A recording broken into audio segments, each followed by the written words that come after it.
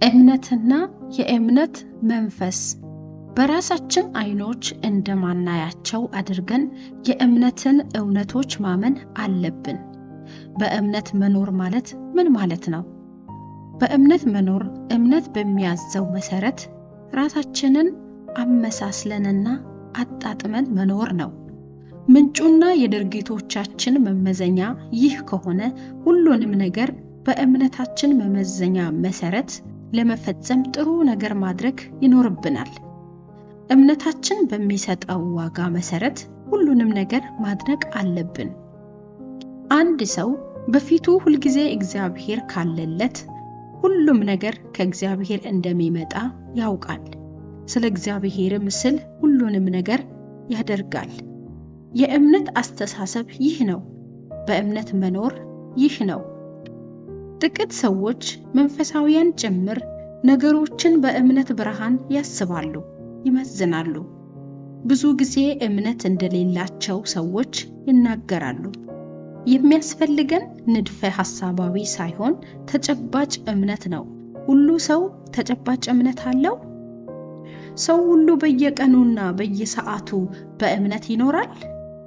ተጨባጭ እምነት ቢኖረን ኖሮ ትሩፋትን በተመለከተ ይህንን ያህል ብዙ ጉድለቶች ባልታዩብን ነበር። ቅንጣት እምነት ሕይወታችንን በሙሉ ሊመራ ይገባል። ከጠዋት እስከ ማታ ሁልጊዜ ስለ እምነት ማሰብ አለብን። ምሬት ወይም ሐዘን ቢገጥመን እንኳ ምን ይገደናል?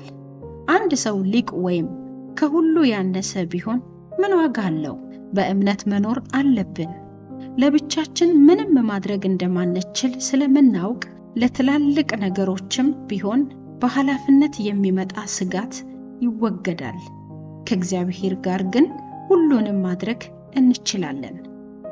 ብዙውን ጊዜ ወጣቶች ሁሉን ነገር ለመጠየቅና በሁሉ ነገር ለመከራከር እንዲሁም ስለ እምነት እውነቶች ሁሉንም ነገር ለመረዳት ባላቸው ጉጉት የዋህነት ያንሳቸዋል። ስለዚህ በጥልቀት ማጥናት አለባችሁ። ነገር ግን የምስጢራትን መሰረተ ነገር ለመመርመር አትመኙ።